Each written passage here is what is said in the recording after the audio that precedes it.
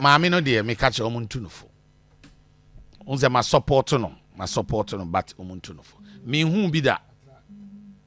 say MCE what problem now obeko na assembly members na wo ni nyina only one. It's dangerous, yeah. Including about 5 of them I find say omuni other party no me wow own. It's dangerous. Ya na taisisi a 87.9 say John be huna bia yeah bia wo kuta bi ba ya na minority but we single one crony bi o TMC to be honest e ba ya na me ka bi man na ne ekọ na ehu cause assembly members the omni on takra na oni ba akokra ne obeda ya adwuma wa ojeso obeda ya adwuma wa ojeso. It's very dangerous. Quite apart from that unsa any party support unu wa executives nyina eh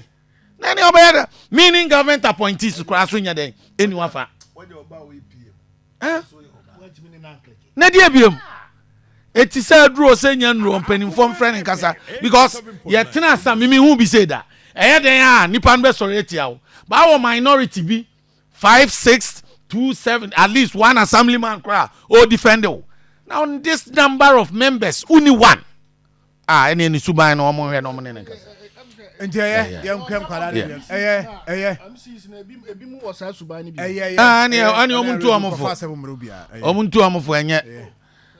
Sir John say obi asem kan o say ayi oni ayi ntokwe oni women organizers regional women organizer or the saying Gloria Jose unza me be discipline Gloria pa na me ye nyina support say ye mo bi in say local government no but when you are doing this they are better when you support Opooman yanko boase de nti ho na wo ka bi say nkwara no say ase ma mi de ya ha o da bi senya no yen ka bibi nchen suban ne nye subject ma yen so ye beto aso best thing is said MCs no omo respect it